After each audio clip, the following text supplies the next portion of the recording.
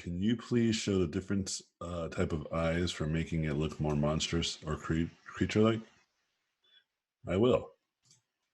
Once it lets me make a new file. I have no idea what that's about. I need to figure that out. Can you guys hear me okay? Yeah. AJ, just one more thing. Like if you can make one head and come up with different eyes in that same head, I wanted to see that. No, just eyes. Just kidding. So you're saying different, just like one head, but different features of that one head, or what? Maybe like that. Like if I come up with some new head, sometimes the eyes they don't feel right. They're right. So that's the reason why I asked for different eyes. All right. So let's see what's up here. So let's get like a head design.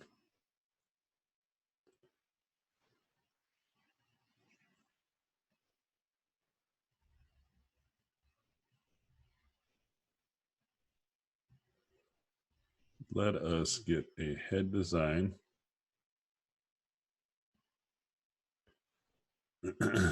in here.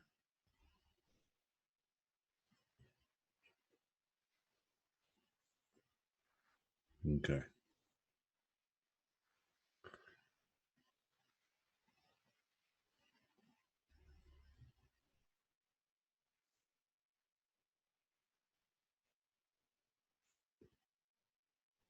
So whenever I am doing a design of anything, really, I always try to get like a strong base, and then I don't necessarily finish the drawing either. Like if I know I'm gonna, especially if I know I'm going to iterate on it. So for instance, this is a great example of like a design that I would probably just render quite a bit. But I would also try to make sure that it's not too rendered. And only parts where I would render would just be like the fact that it's, that it's clear. So when someone's looking at it, they understand what they're looking at. It makes sense. Yeah, because a lot of times the people that you're showing artwork to, they're not artists. Okay. And so you want to like give art that's something that they can respond to. Yeah. But something that's not entirely finished either, so you can do what I'm about to do.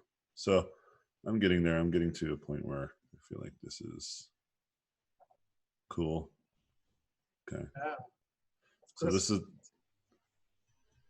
Love to see this.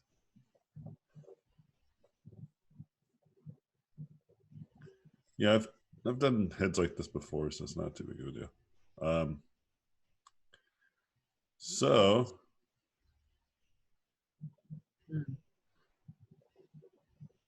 It's starting to get to a place where I feel like I can mess with it. Okay, cool.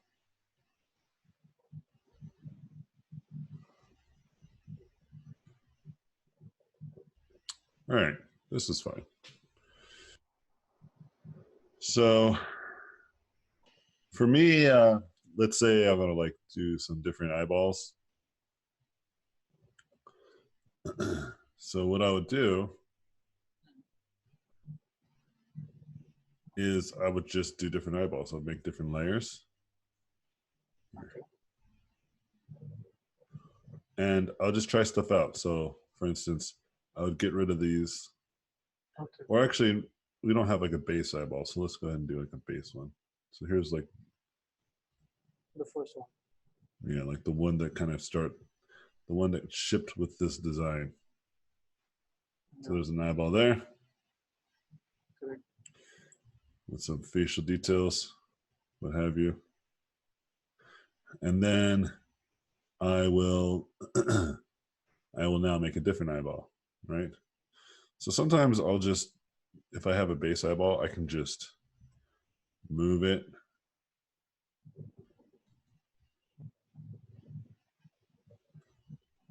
And then just see if this is something that I want to explore.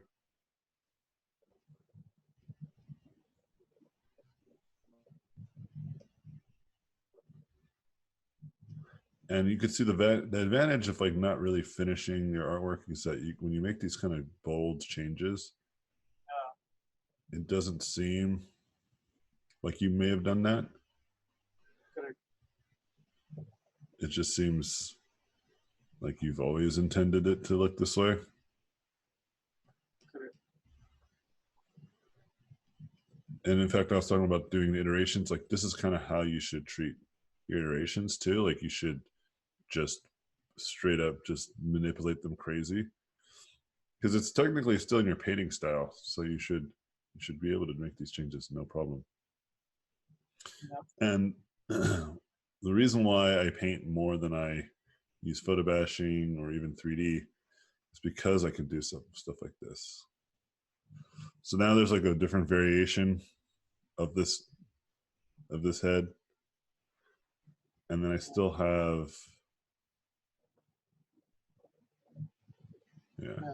I still have the original, so I can just go here and move this one on top, and then we can do stuff like this where let's just change the whole premise of the head. Oops.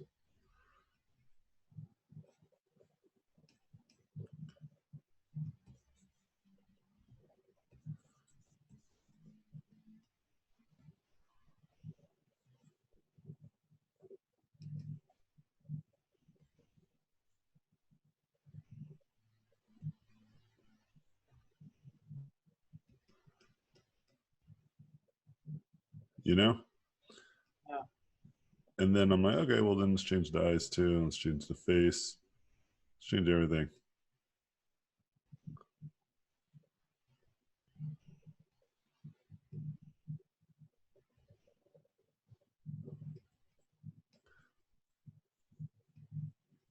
Let's find like some of the major forms. What's the new story being told? This new head shape. And then like maybe we place some landmarks. The eyes will be here somewhere maybe.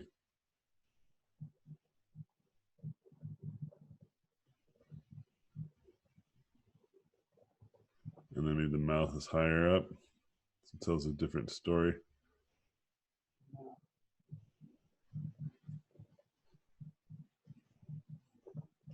And then once I see those features, then I start to reevaluate the whole shape of the head in general.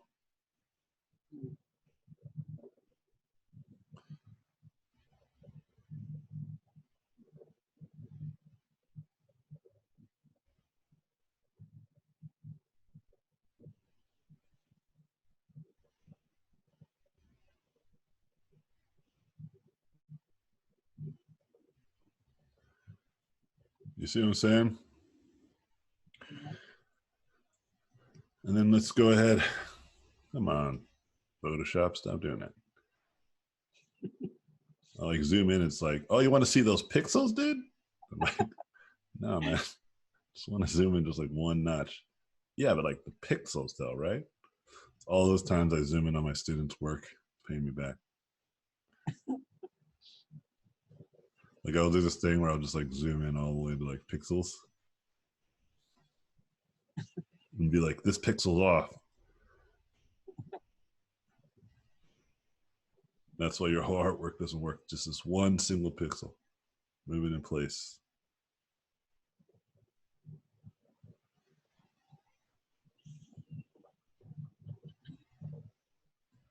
Oh, that's a great YouTube idea, or like not a YouTube, but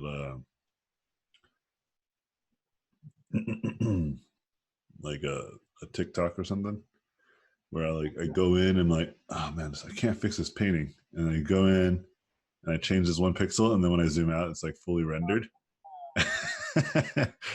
It's like, oh, that's the ticket. That's why it wasn't working out. Some guy on YouTube who used to do such fancy VFX stuff. He used to do magic tricks. Yeah. Hold on just a second. My phone's going on. yeah. Get your life together, phone. Okay. Yeah. But anyway, you can see, like, so I went from that, this. So it's really just a matter of like just making bold changes. But if I knew that I was going to do like a lot, like this is more iterative. Okay. But if I knew I was going to do just like a bunch of head designs, like I would just straight up just start off drawing a bunch of head designs. I'll draw like the shape there. I'll draw like a shape like here. And this is something I do professionally. I don't necessarily do this personally. Like I don't do this kind of variety of drawing for myself. I do it. I do what I want when I draw for myself. When I'm working for clients, I'll like do all sorts of shapes. This is what you guys should do. You should be doing this for like my class. Like you should always be exploring, pushing. You know, I'll just start off like some wacky this shape. Say like if I can reconstruct it. Just drew a dinosaur. It's probably not what I wanted to do. So let's try to find.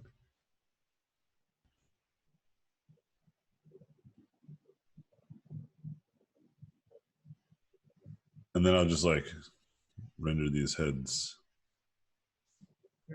You know? But that's if I knew I was going to explore. But you can see, like, when I always tell you guys, you should just keep pushing and trying different shapes and forms. That's like makes you a pro, you know?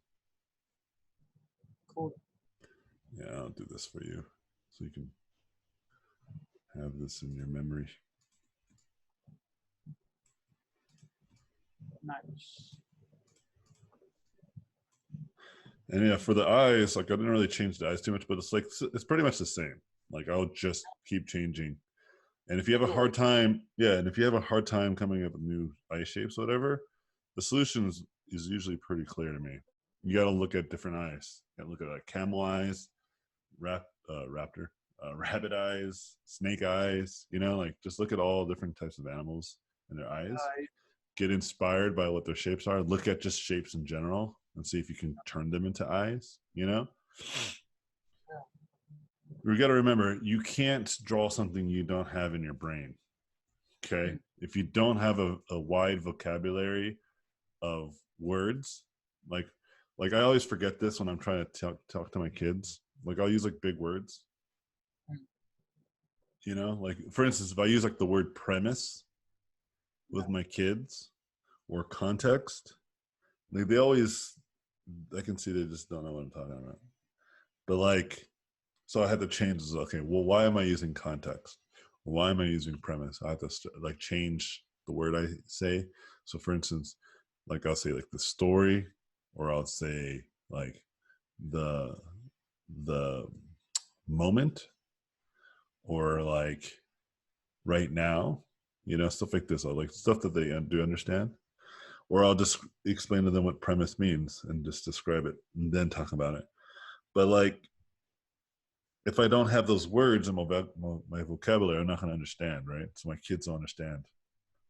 And if you don't have words to explain what you're trying to say, like if I don't speak a second language, right? Like if I don't speak Spanish, but I know how to explain all the stuff, I know that you can, but just in English, like I won't be able to explain it in Spanish unless I learn Spanish.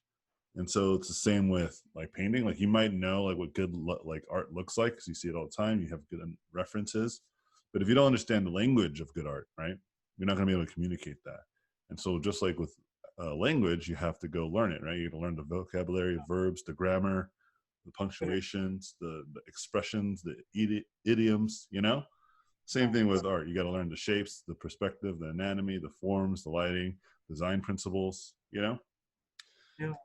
Yeah, so always think that to yourself, because you can't do something, right? Like it doesn't come to you naturally. Think of it as like you don't speak the language. So what would you do to try to start speaking the language, to understand the language?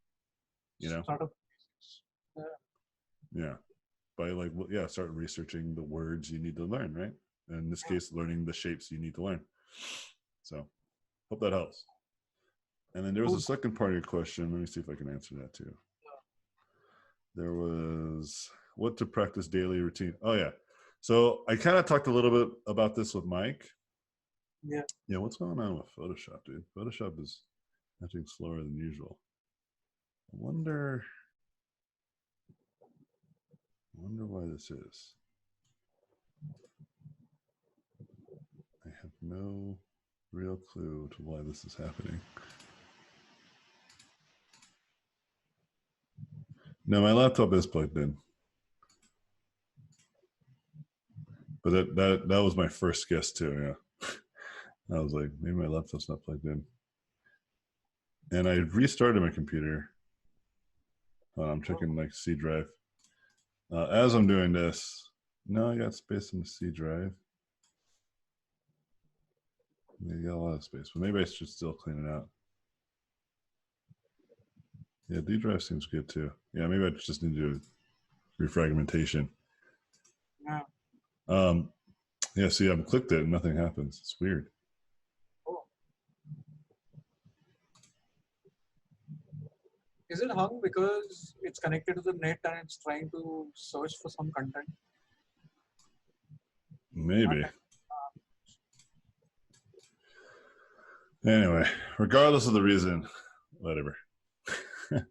um, so one of the things that I was just talking with Mike about, right? Hmm. Which is that, whenever people start to begin studying, they always ask like, well, what should I be practicing? There are like a lot of fundamental things you should be practicing, you know. But honestly, the way that I usually approach this for my students is that you should be practicing the things that you're right now you're not good at. So in your instance, you're not good at kind of, let's say, like design shapes or whatever, or pushing your designs, right? Yeah. That's what you should be focused on, right? And as you get better at that, then you move on to whatever's next. So as we start to refine designs, we'll start to discover maybe you don't know how to render your design. So then we'll focus on forms and perspective and anatomy. Do you see kind of where I'm going with this? Yeah. Right?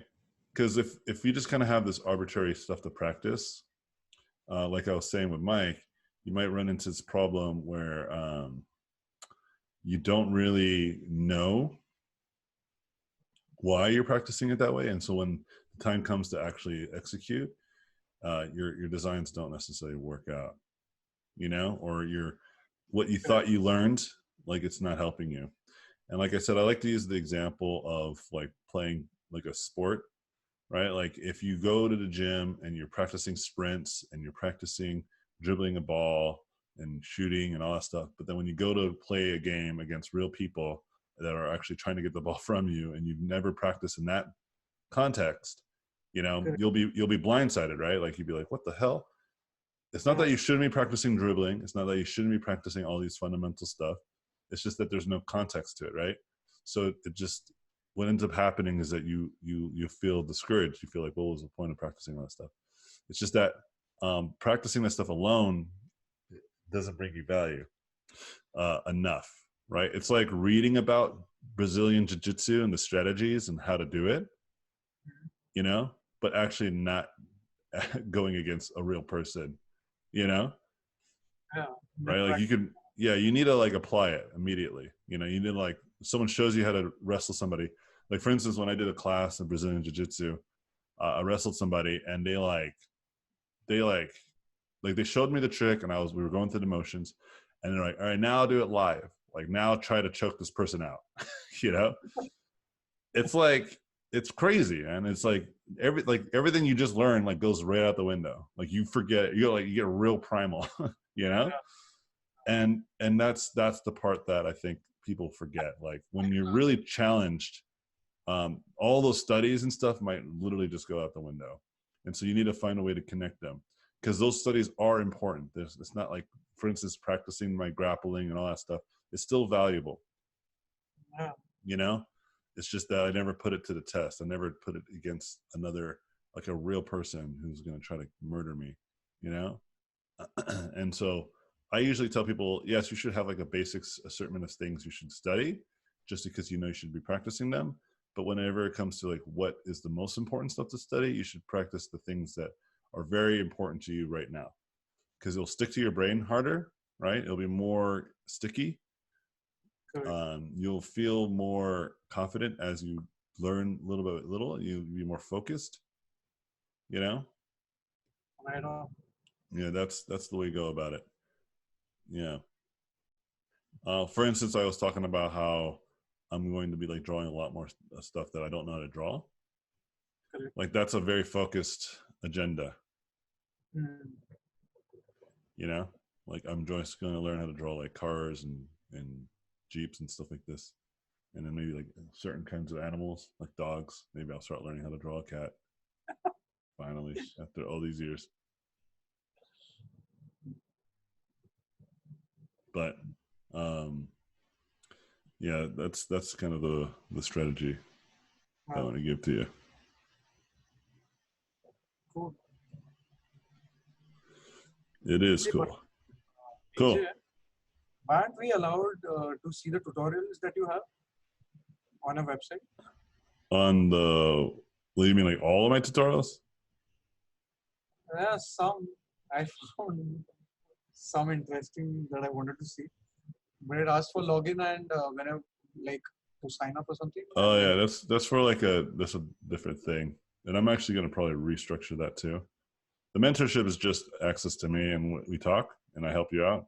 That's a whole different. okay.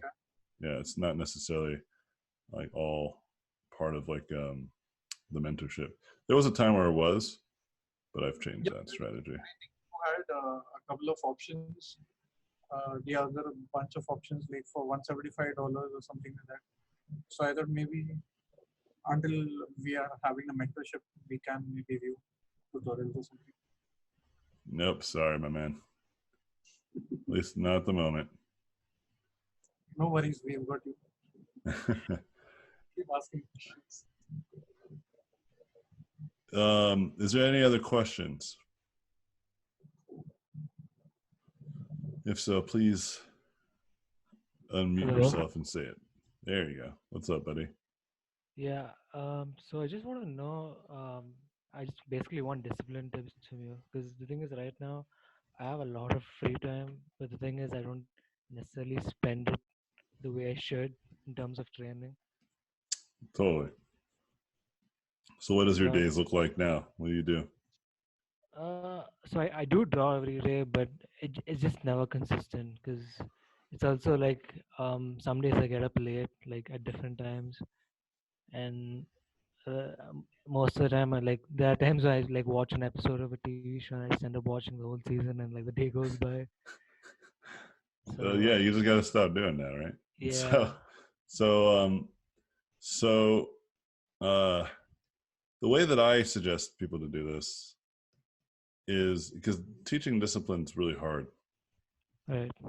right? Like, because I can tell you what to do, but if you don't do it, it doesn't matter, right? Yeah. So typically what I tell people to do is to just start small, right?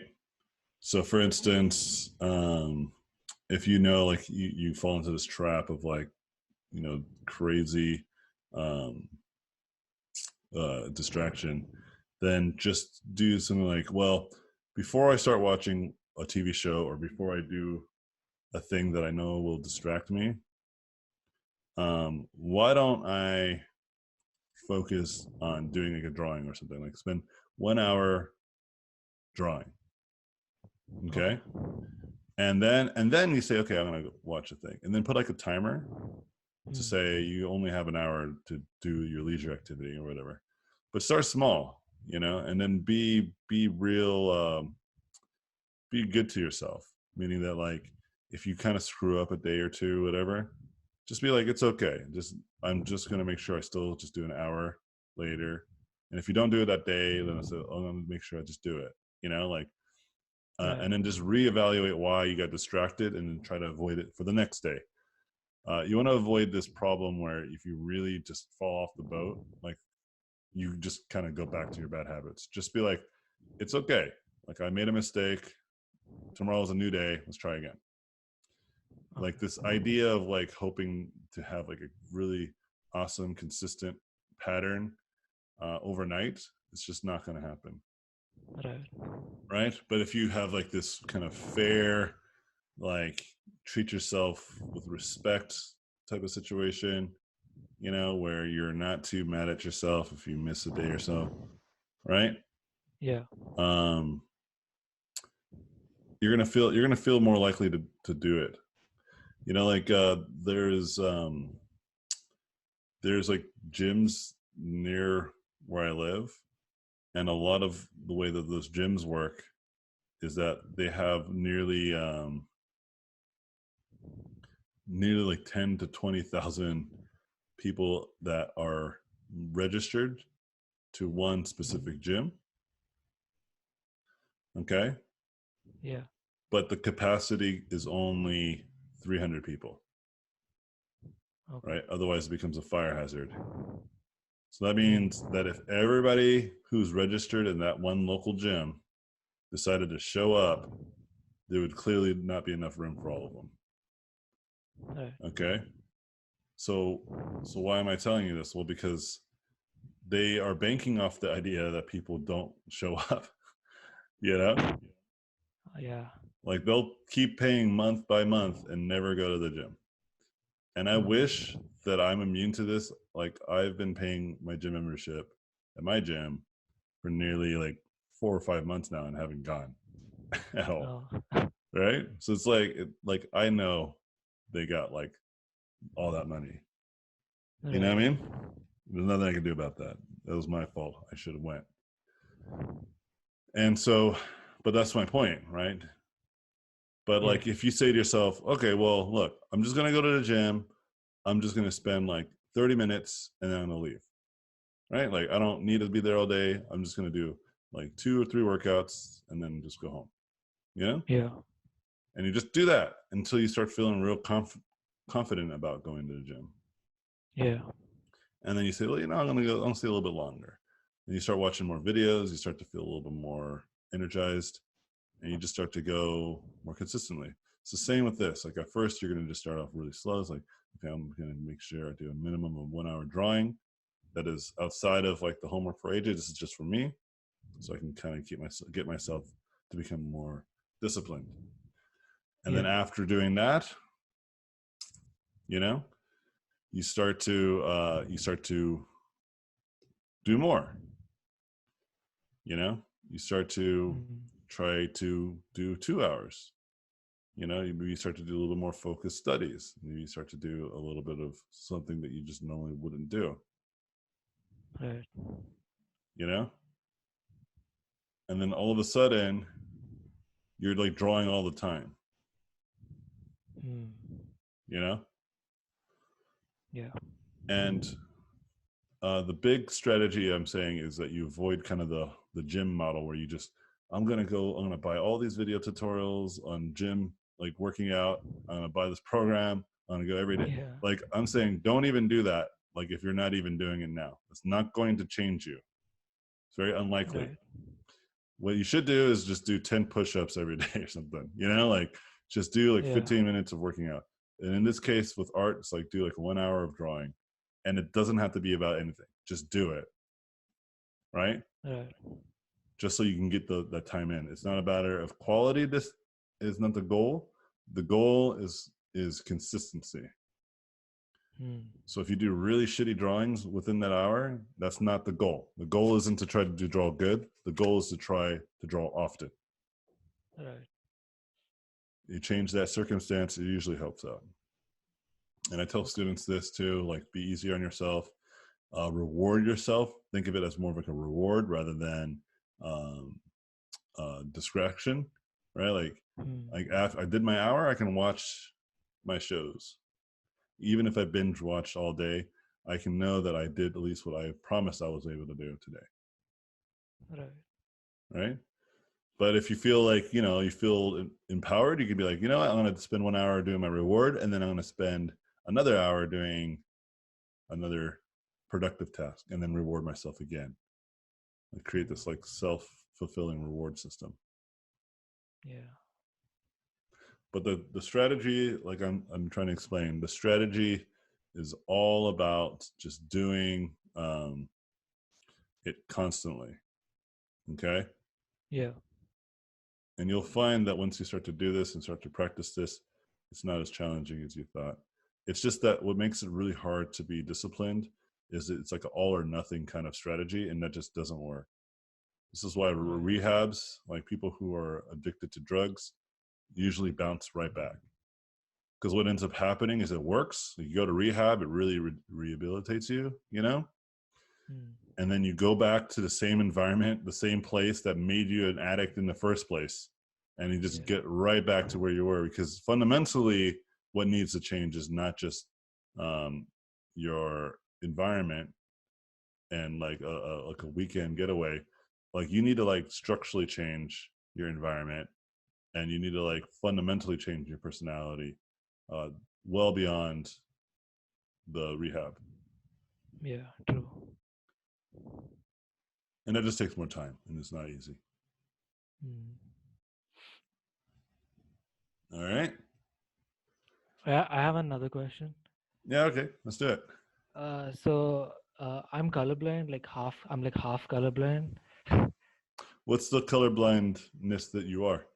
It's deuteron. It's a deuteron. It means I get confused between brown, red, yellow. Yeah. So my strategy for you is to just paint in values and then color afterwards. Yeah. Anyway, and I pretty much do that. I have friends who are colorblind who are great artists. Okay.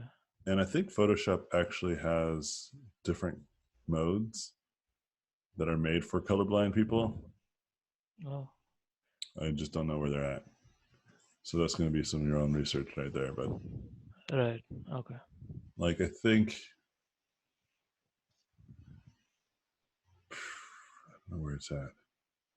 Maybe it's in the key or in the preferences.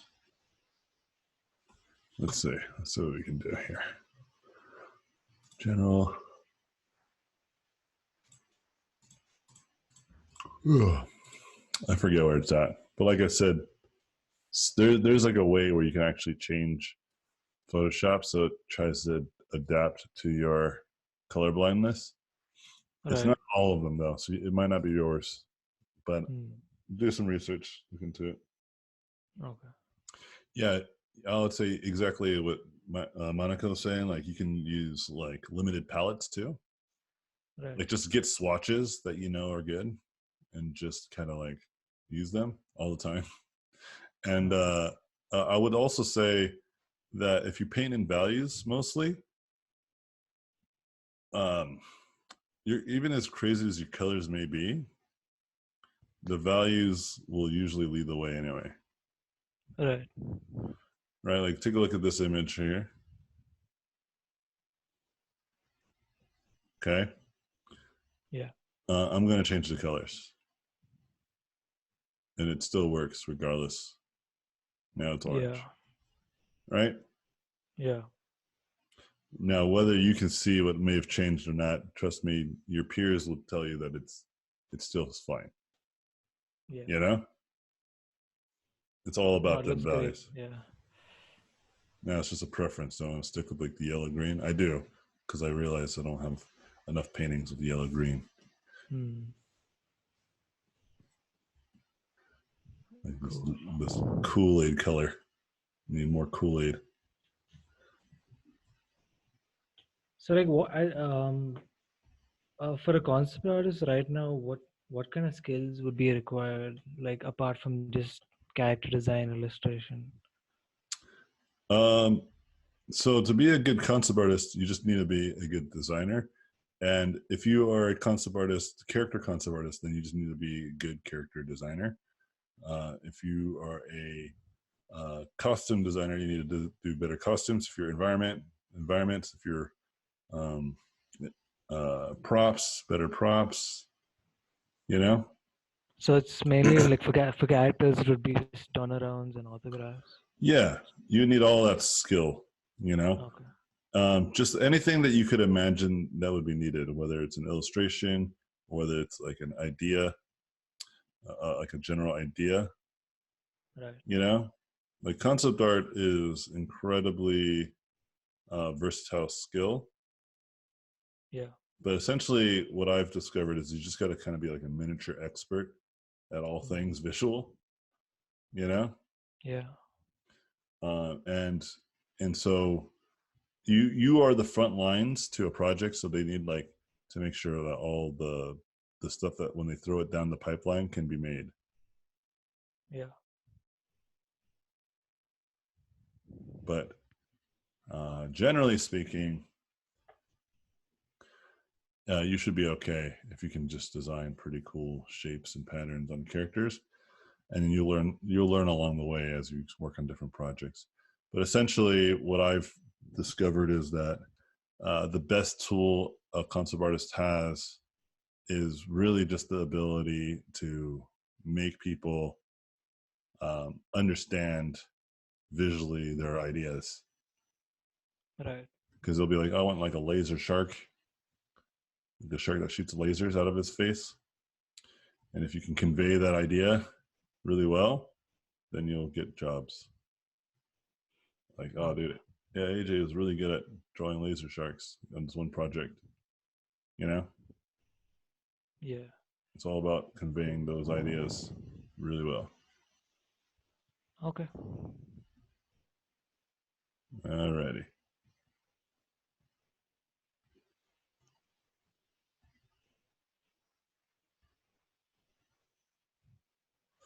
Any other questions? Take a couple more. Yeah, go ahead. Sorry, can I ask something real quick? More not Nope. art related. Just some. Okay. Never mind. Yeah, of course. My God. So my best friend, he's Mexican, and Racist. I hate. What No, the? no. I was Okay. just joking, but then you were really racist. Yeah, Well, and I hate assumed Mexican. that you would joke, so I played it.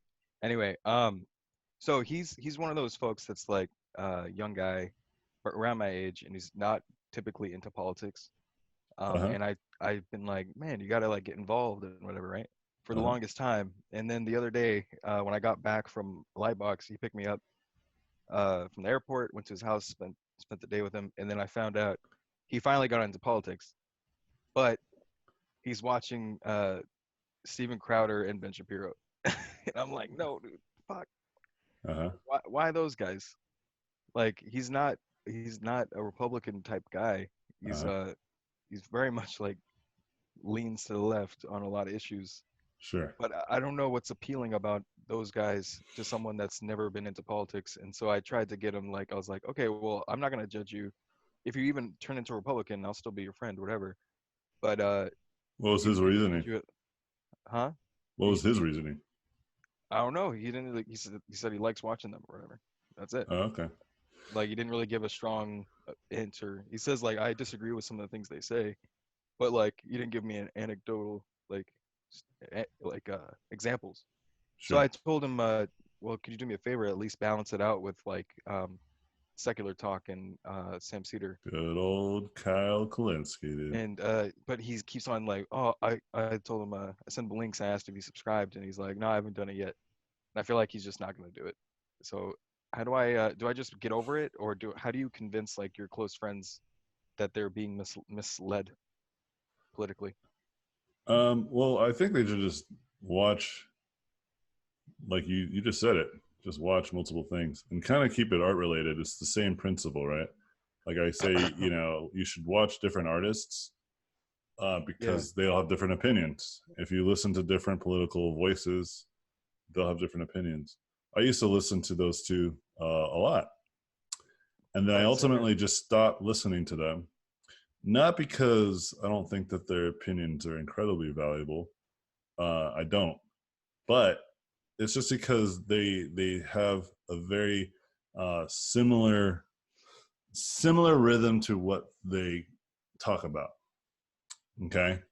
And that rhythm is the same reason why I kind of stopped listening to people like the Young Turks. right? It's because they just push too hard on, like, they basically, I hate people who complain, right? And that's all they do. And so when you watch some of these political people, a lot of the times they just complain. Okay. And the reason why specifically those two are very attractive for a lot of, especially young people, like, I'm assuming, like, there's a couple of variables that are usually in play too when this happens. People are either insecure with whether they have like a lack of career or job, or they're insecure with their own personal growth, right? These are usually true for people who listen to both extreme left or right political leanings. Okay. And that insecurity leads them to find a confidence somewhere. And when they listen to somebody who's confidently complaining about things that are just very surface level, it seems dope. Like, oh, this guy's wrecking them noobs, dude. You know, he's getting them. And for instance, the reason why I tend to not be considered a conservative is specifically at this moment, the conservative platform is incredibly lacks empathy, right? And that's the only reason, really. It's not that their policies I don't understand. It's not that there's some policies that I disagree with. Like, in fact, there's some I actually agree with on a very principled level. You know, it's really just because they lack empathy. For instance, whenever people talk about like border crossing and letting refugees come into your country, all this stuff, it's always coming from a sense of like, these are just other people that are just trying to fuck our shit up, you know? And the reality is far from the truth, right? It's not always true that this is happening, yeah?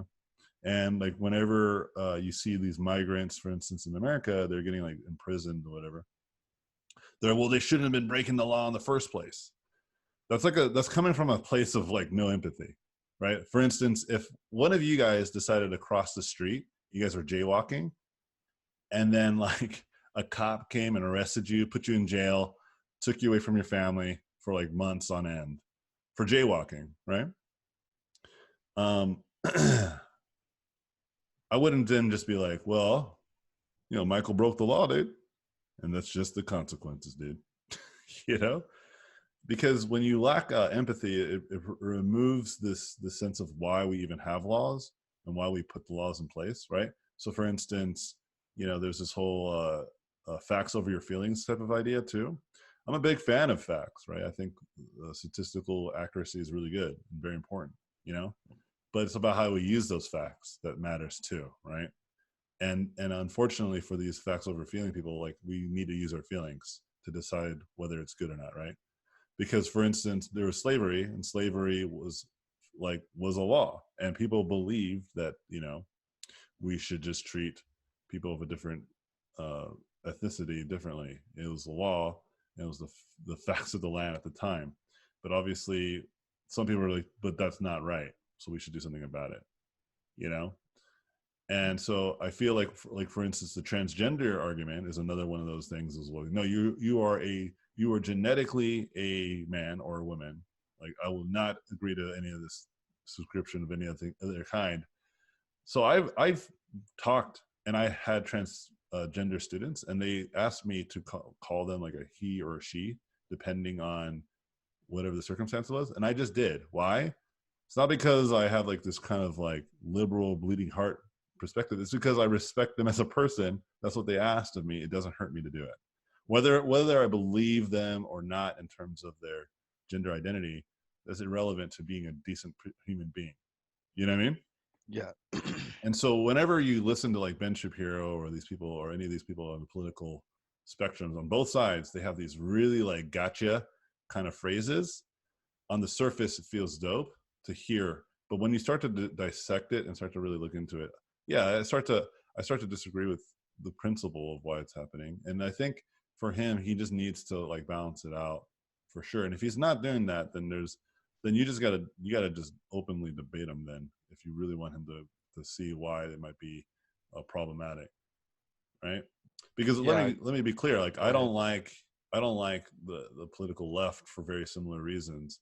So, for instance, there's the Trudeau thing with the whole blackface stuff, right? Now, I have my own personal opinions on whether that's offensive or not, right? But what I think is hilarious is that the same people that were defending some of their team, right? Who, let's say, were doing things that were racy or really controversial when they were younger, right? They defended them. But then when their opponent does something like that, it's like, I can't believe it. Yeah, not That even-handed. disingenuous like conversation is what I genuinely despise. I haven't Yeah. heard this Trudeau thing. So there's like a picture of him with blackface. Yes. Yeah, and I remember me and Kalen had a conversation about this, and I forget, like, this is like a long time ago at GDC. And Kalen's another concept artist, and he's black, like me and Mike, and we were talking about this, and he was talking about like this person who's blackface, and I was like, it's a problem that I think first world people deal with. You know what I mean? And what I'm trying to say is that I don't necessarily think that it's entirely not offensive. It's just that there's actually bigger problems that blackface doesn't necessarily inherently hurt anybody as much as, let's say, segregated districts like Gerrymander. within school. Yeah, where kids who are poor and broke live in these basically it's like a compound effect of poorness. You just keep staying poor, right? Like, I don't think No blackface. generational wealth. Yeah, I don't think blackface is the reason why this is happening for these kids, these people, right? And I feel like it's such a wasted effort and wasted breath, you know. Especially if someone apologizes, especially if someone genuinely thinks that they didn't like what they did in the past. Like, we should allow forgiveness, you know. I Where noticed Sean King did this. Did you see when he reported on the guy in Seattle over here who was a lefty and planted bombs in the cars of the parking lot of a what do you call it, detention center, whatever, where they have the immigrants over here. Jeez. They planted bombs, dude, and like they caught him. The bombs didn't go off. And when Sean King reported on it, he was like, he was just wanted to be a martyr for a good cause and blah blah. I'm like, no, bro, that he's a terrorist. Yes, He just because he's a lefty doesn't mean he's not a terrorist. That's a terrorist. absolutely. There's like that Like, vegan. got to be even-handed, dude. Yeah, there's that vegan lady who shot up people at YouTube. And she was liberal. Yeah, dude. Yeah, you don't be shooting people, dude. It doesn't happen as often. I mean, that's Do not be statistically shooting true. people in general. I think we all agree on that. So yeah, I But think he yeah, just needs to yeah. expand his knowledge. Yeah. All right, well, It's I'll not leave it at that. necessary. Yeah, this is a conversation we could probably hold outside of class. But I will say that Thanks, that I John. understand why people are attracted to these guys, because it's like got to bash the leftists. But the reality is that, like, I think people are segregating themselves more and more unnecessarily. There was a time where most people agreed on most things. Just had nuanced differences in arguments. We need to get back to that. Yeah. Like I had a old art friend. We had a long, meaningful conversation about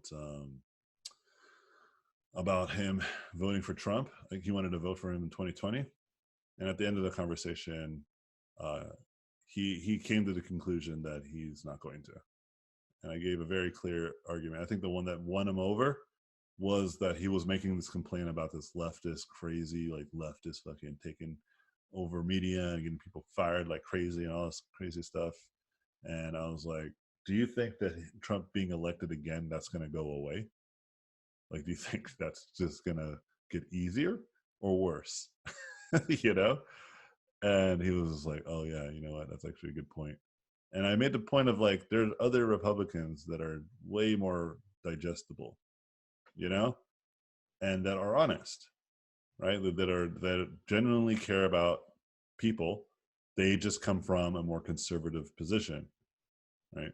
And I don't mind. Like, I would vote for a conservative if I felt like they had the best interests of the people, and I believed it, right?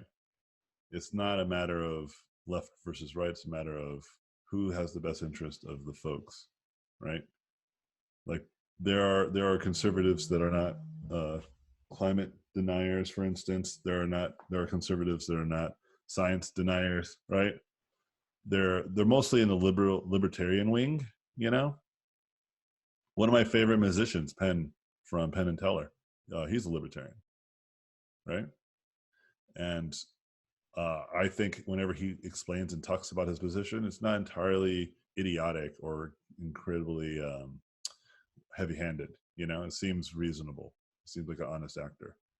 And those types of people need to be in charge with other people from the other spectrum, right? And having meaningful conversations of policies and finding a good common ground. I don't think one side is necessarily more right than the other. I think that you need to have these honest discussions, right? Because that's how you get honest solutions. And right now, it's not like that at all. And I think that's the problem ultimately. But anyway, moving on. Thanks. Yeah. Does anyone have any other questions? We'll go a little longer because we went on a little political rant. I know someone who was about to say something. Go ahead. Your time is now. Hi. Would you be looking at our old work? Like old work that you've done? Yeah. Maybe towards the end of the class, if that's something you want. I generally not do that for the class as it's going, because I want to just focus on what you're capable of doing within the class. Okay. Right?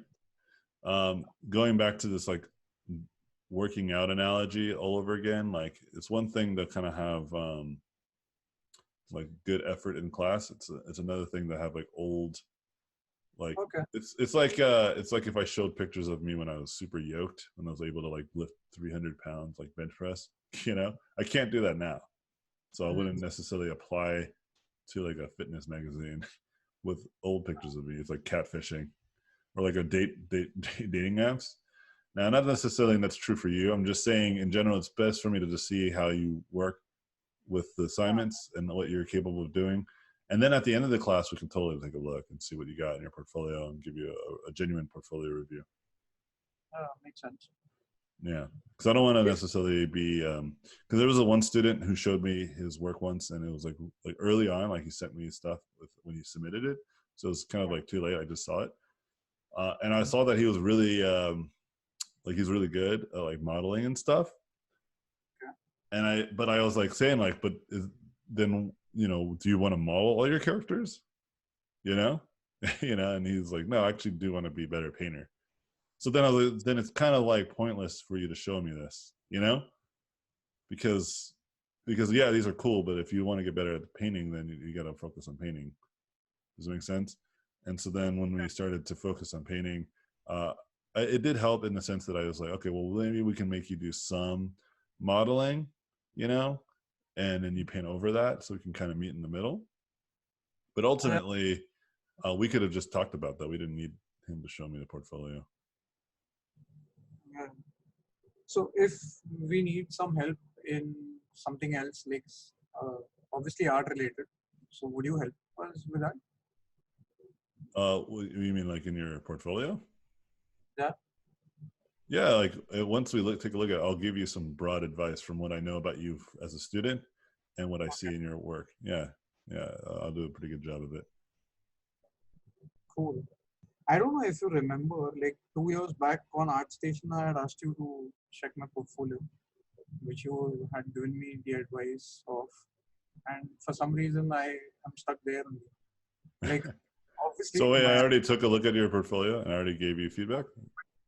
the work was bad at that point of time, but you said that I need to work more on the iterations and try to make a bunch of more characters, which apparently I started doing, and work has changed. But then again, like I don't make 20 thumbnails or 10 thumbnails or even 5 thumbnails. I begin doing something and I just try to enhance that. That was my problem, I guess. Yeah, totally.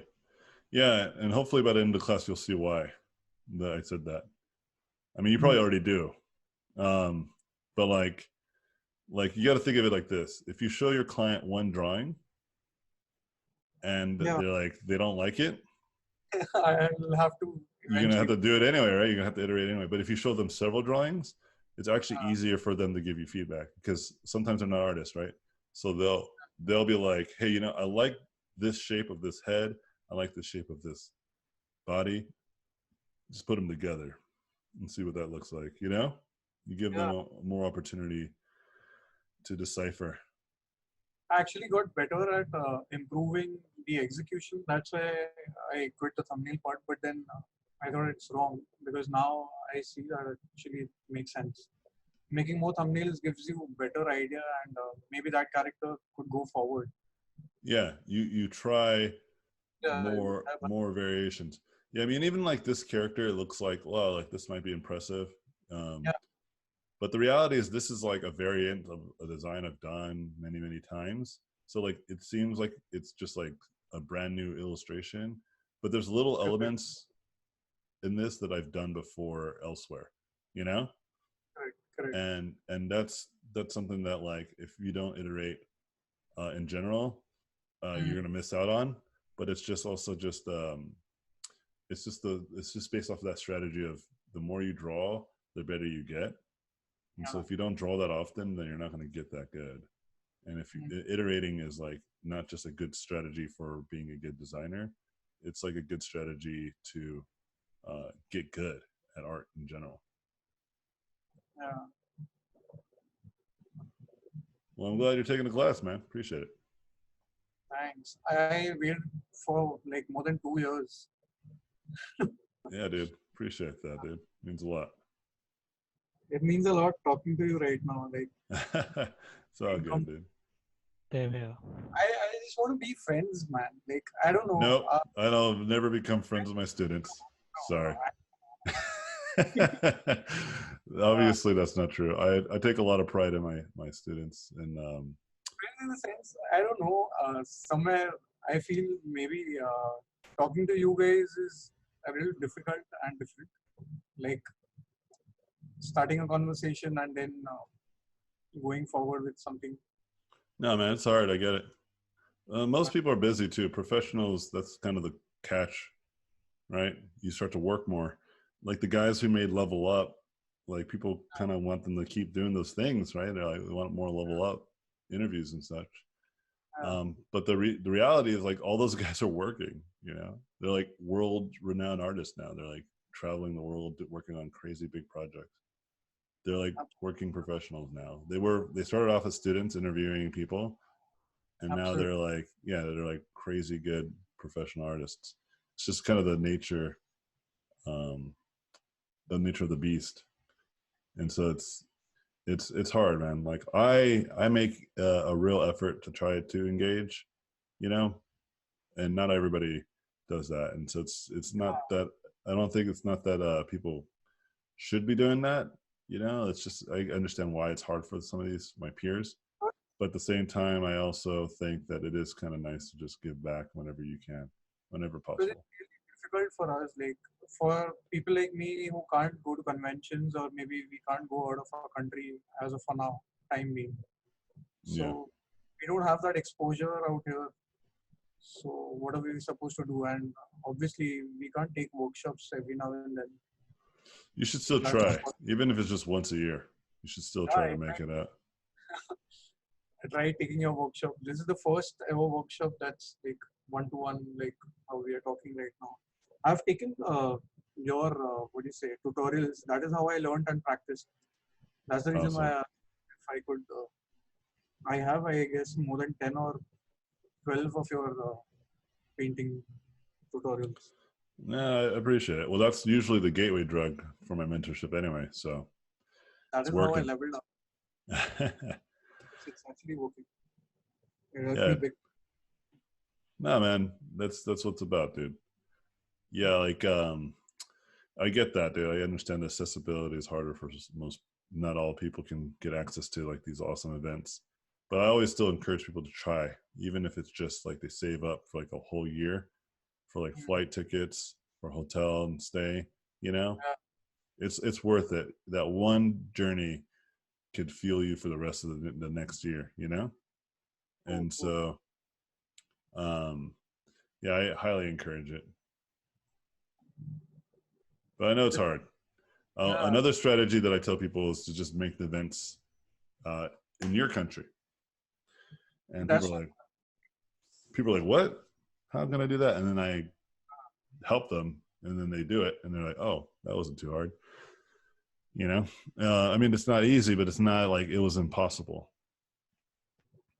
But anyway, I'm gonna end the class here before we get too late. Great questions, everybody. Hope you guys had a great first week. I appreciate y'all. You guys are killer. Keep up the good efforts. Don't be strangers to one another. Keep talking to each other. Give each other feedback. Be positive, and don't be strangers. With that being said, latest friends, I'll see you guys next week. okay, Vijay. Thanks. Cheers. Bye. Thank you for watching this video. I appreciate it. Please subscribe to watch more in the future. If you like the video, I would appreciate a thumbs up. If you like this content, you can go to my website, robotpencil.net, where you can find mentorships, tutorials, and a Patreon to get more exclusive content. Thanks again, and I'll see you guys in my next videos.